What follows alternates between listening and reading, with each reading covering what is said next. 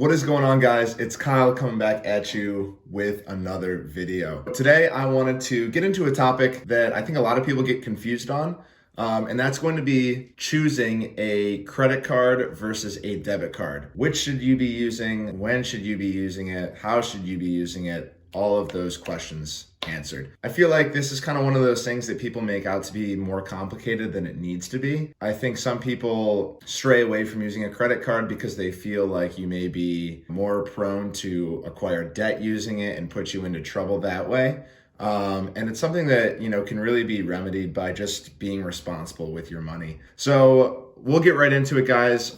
First, to kind of break out the differences between the two. Essentially, with a debit card, this is money that you link your debit card to a bank account, and the money is just withdrawn directly from the bank account to pay for whatever you're using your card, and swiping it with. If you've got $2,000 in your checking account and you have your debit card, which is tied to that checking account, you can essentially swipe it and make up to $2,000 worth of purchases before the card either shuts off or starts charging overdraft fees if you go below that. It kind of depends on the issuer of the card, how that kind of works.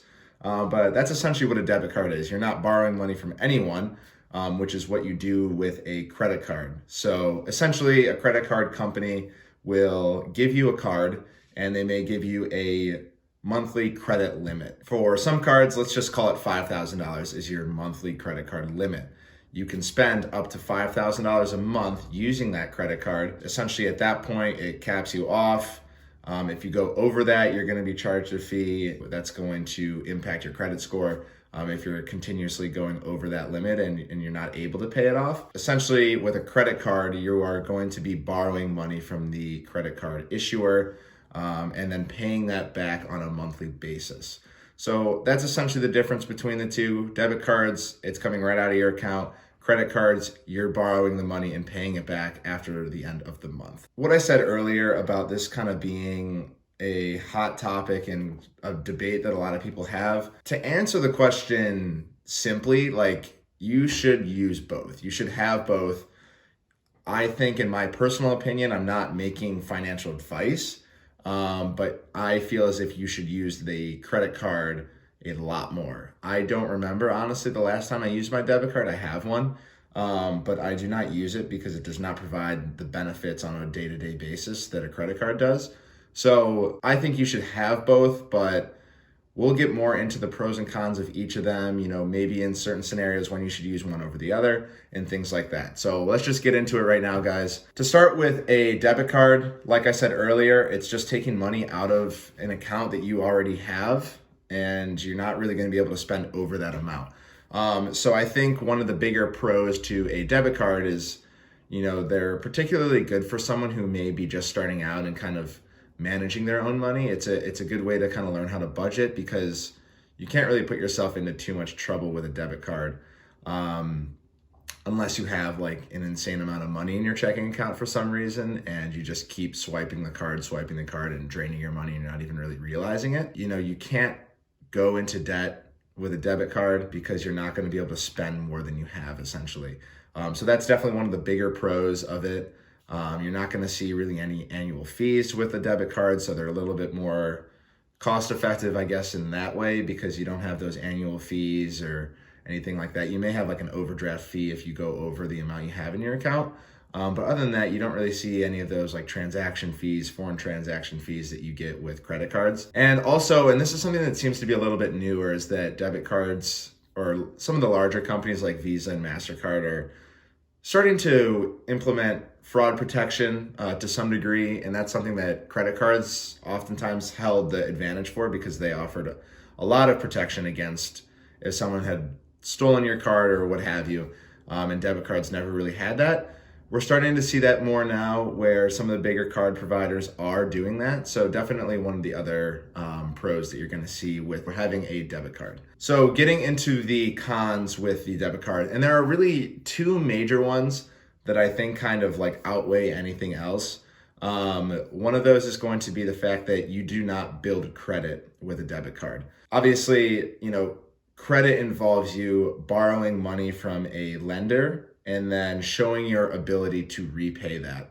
essentially showing that you are a reliable, trustworthy source of borrowing money. And obviously with a debit card, you are not borrowing money from anyone. You are taking it directly out of your own account to pay for things.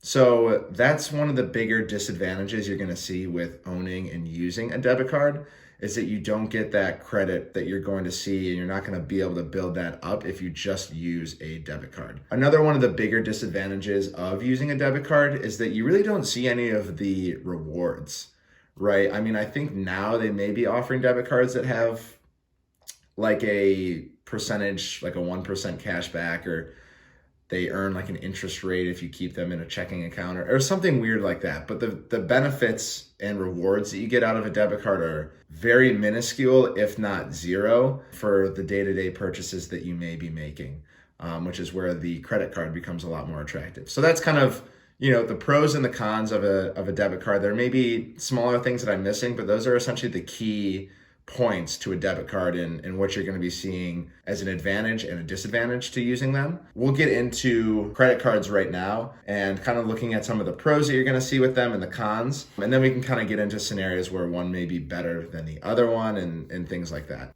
Building credit history. That is going to be probably the largest advantage that you're going to see with using a credit card. So let's say, you're younger, you're 18 and you're just trying to get your first credit card to build credit. Finding a credit card that works for you. I know the Discover card is oftentimes good for younger people that don't have a lot of work history or anything like that. But needless to say, it doesn't matter what credit card it is. If you are making your payments on time every month, and you are keeping your utilization rate low, and essentially the utilization rate is how much of that monthly credit limit are you actually using.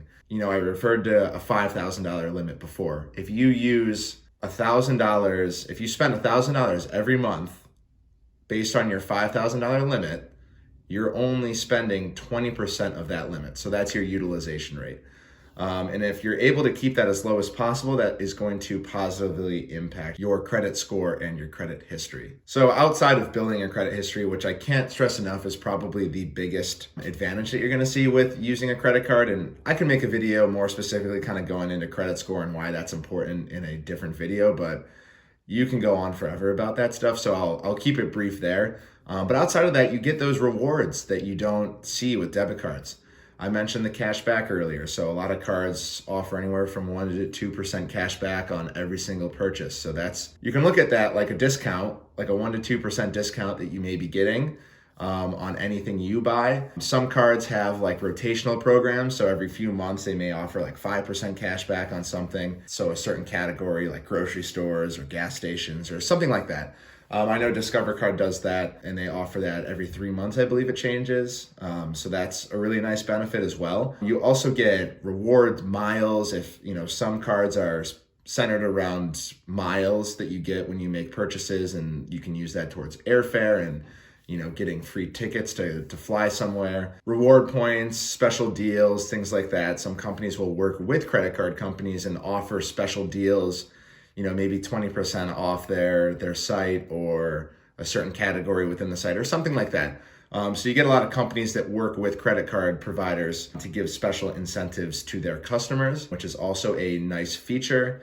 And then you also get more of that fraud and theft protection that a lot of debit cards don't provide.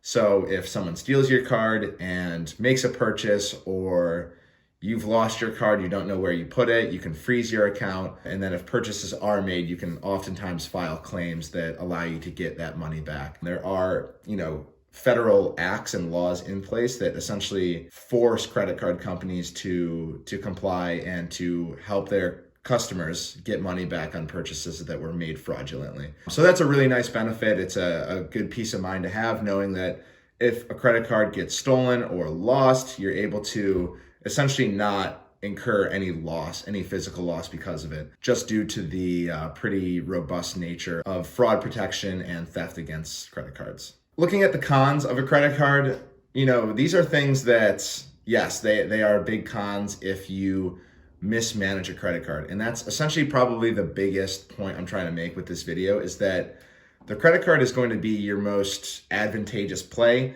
in most scenarios, as long as you are able to manage yourself properly. right? If you are not responsible for a credit card, these cons are going to really suck. I'm not gonna lie. I mean, the biggest thing is that with a credit card, you can put yourself in a position where you incur debt if you do not pay off your credit card every month. If you do not understand that if you swipe that card and you don't have the money in your account, or you don't plan on having the money in your account to repay that when your bill is due, you're going to be screwed and you're going to end up paying massive interest rates.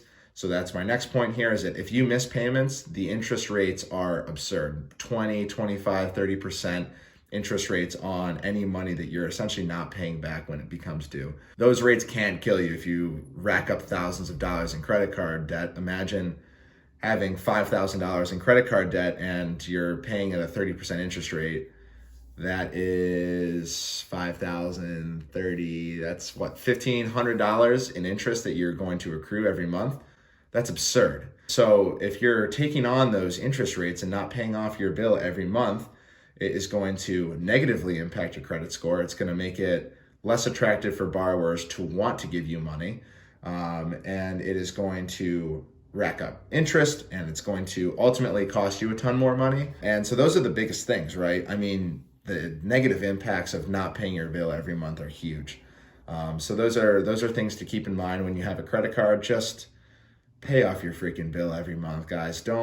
If you don't have the money, just don't spend it. I mean, it's not that hard. Like it's really just a little bit of self-discipline to understand that if you don't have that money, like you're gonna have to pay it back at some point. So those would be the things to keep in mind, guys. Like I said, kind of looking at situations where one is better than the other. Day-to-day transactions, and if you have the money and you're able to afford to pay off your credit card bill every single month, you want to be using your credit card for that. You want to be getting those rewards back. You want to be building that credit history. That is going to be the most important thing there. Let's say you are 18 and you have no credit history and you don't have a credit card. Yes, use the debit card. I mean, it's a great way to learn how to budget. I think it's essential to have a debit card in situations where maybe your credit cards, let's say you go on a trip somewhere and your credit cards are getting declined because they think that it's a fraudulent purchase and someone stole your card and are trying to use it in another company or in another country, and you never told them that you're going to that country. The debit cards are a little bit more versatile and that you can use them in more places without kind of having those flags get raised, which is a good thing and a bad thing in some regards, because that's a little bit fishy that your company is not really monitoring where the card's being used. But yeah, sure, when you're starting out, I think the debit card's good to have. It's good to have one just in case your credit cards aren't working for some reason. But in most cases, yes, you're gonna wanna use the credit card for just about everything, granted that you can make those payments on time every month. You'll watch your credit history build, you'll watch your credit score go up, and it makes sense in most situations. So if you guys have any questions on any of that stuff, I know kind of went through a lot there. Feel free to reach out if you're looking for credit card recommendations if you're just starting out. The Discover card is a great one. I think Capital One's Quicksilver is a good one as well. But yeah, if you guys have any questions, feel free, leave them down below. Consider dropping a like if you enjoyed the video, and consider subscribing if you want to see more content like that. I will see you in the next one. Peace out.